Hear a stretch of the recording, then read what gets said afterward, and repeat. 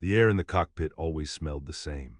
A sharp cocktail of high-octane fuel, hot oil, and my own sweat, already cold against my skin despite the hazy sun beating down on the plexiglass. Below us, the Cuban bridgehead was a rumpled, green-brown carpet stretching to the shimmering blue of the Black Sea. From 5,000 meters, you could almost mistake it for peace. You could almost forget the thousands of men bleeding into that soil, fighting for every shell crater and trench. Up here, in my Messerschmitt, I was a god with a topographical map burned into my memory. Every river bend, every rise in the terrain, every cluster of trees was a fixed point in a deadly equation.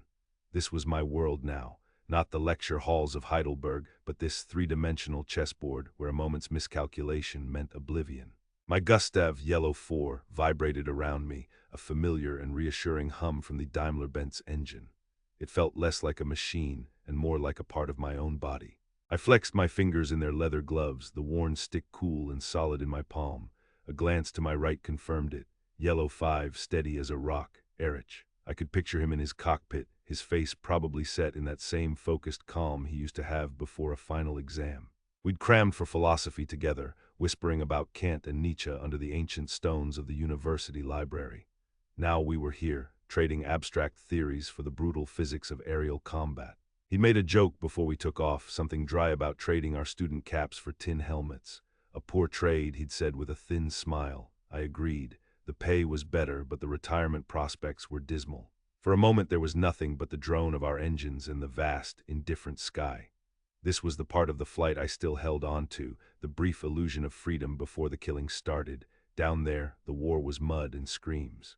Up here it was a cleaner, colder affair, a matter of angles, speed, and timing. My mind was already working, visualizing the possibilities. The Soviets would come from the east, out of the sun if their commander was clever.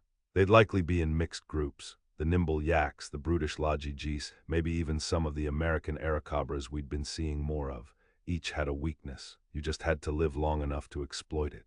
My initial motivation, that patriotic fire fanned by the posters and the radio speeches, had burned out long ago. It had turned to ash somewhere over the frozen steppe during the winter. Now all that was left was the man to my right, the men in my staffel, and the grim, day-to-day business of staying alive.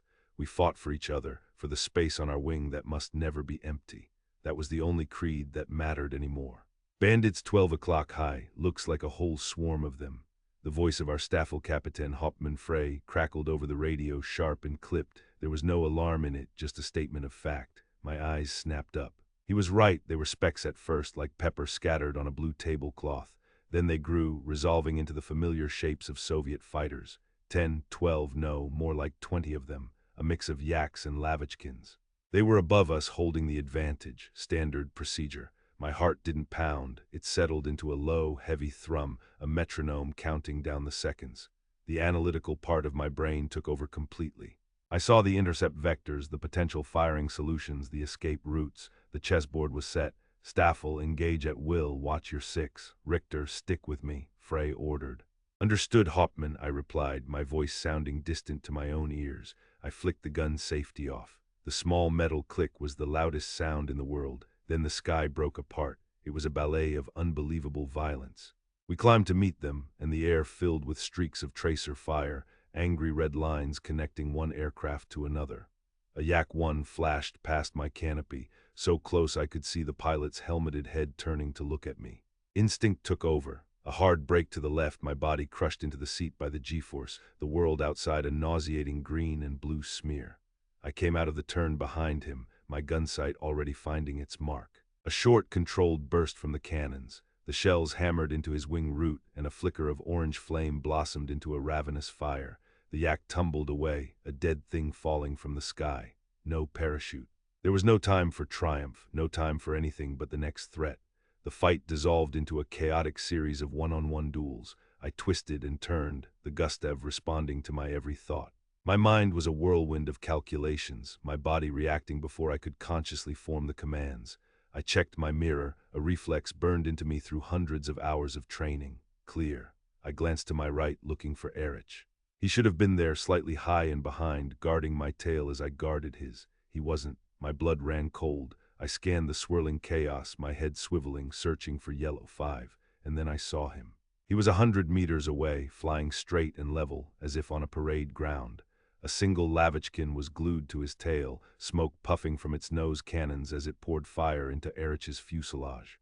"Erich, brake. Brake left now," I screamed into the radio. My voice was raw, a sound I didn't recognize. There was no response, no movement. He just flew on, a perfect, unmoving target. He had frozen. I'd heard of it happening, but I'd never seen it. The overwhelming terror that simply shuts a man down, turning him from a pilot into a passenger in his own coffin.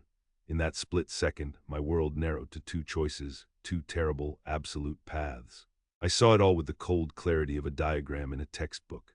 Path 1. I pull hard, reverse my turn, and go for the La 5 on Erich's tail. But I could see another yak maneuvering, already lining up on my own path of interception. To save Erich was to expose myself completely. It was a one-for-one trade at best. Most likely we would both die. My mind, the same analytical tool that kept me alive, screamed the odds at me. 10% chance of success. 90% chance of 2 smoking holes in the Russian steppe. Path 2, I dive. I use my altitude and speed, push the nose down and run. The yak on my tail wouldn't be able to follow a Gustav in a high-speed dive. I would live. Erich would not. Loyalty, friendship, the memory of shared wine in Heidelberg, all of it crashed against the brutal granite wall of survival. "Erich," I yelled one last time, a plea to a god who wasn't listening. The yak's cannon shells were hitting my wingman's plane now. I could see the flashes of impact like a malicious camera strobe. I had no more seconds. The decision wasn't made in my heart. It was made in the reptile part of my brain that only wanted to draw the next breath. I slammed the stick forward and to the right. The negative G's lifted me from my seat, the straps digging into my shoulders. The world turned upside down as I rolled and plunged towards the earth. The engine screamed, the airframe groaned in protest. I glanced back, my neck straining. I saw Erich's Messerschmitt, trailing a thick plume of black smoke, begin its slow, mortally wounded spiral downwards. It wasn't a fiery explosion. It was a graceful, terrible descent, and then I saw it. A small white canopy blossomed against the brown landscape, a parachute. He was out. He was alive. The relief that washed over me was instantly poisoned by a deeper, colder horror. He was alive, drifting down into the very heart of the Soviet lines.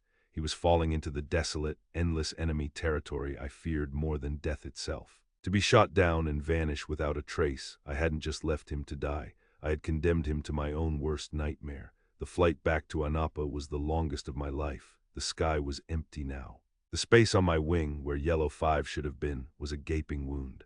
The silence on the radio was a physical weight.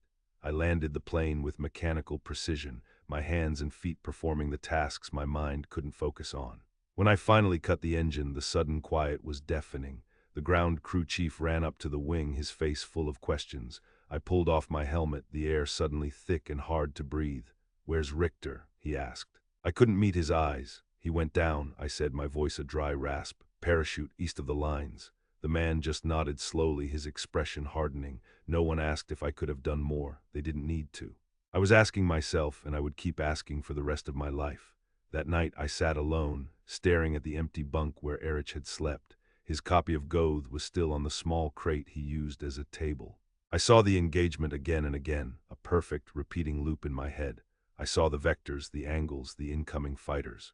My analytical mind kept telling me I had made the only logical choice, the only choice that didn't result in 2 German pilots being lost. But the part of me that remembered laughing with Erich in a beer garden, the part of me that was still a student from Heidelberg and not just a killer in a machine, knew that logic was a cold comfort.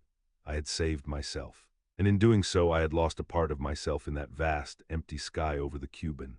I fly still, but I am never truly alone.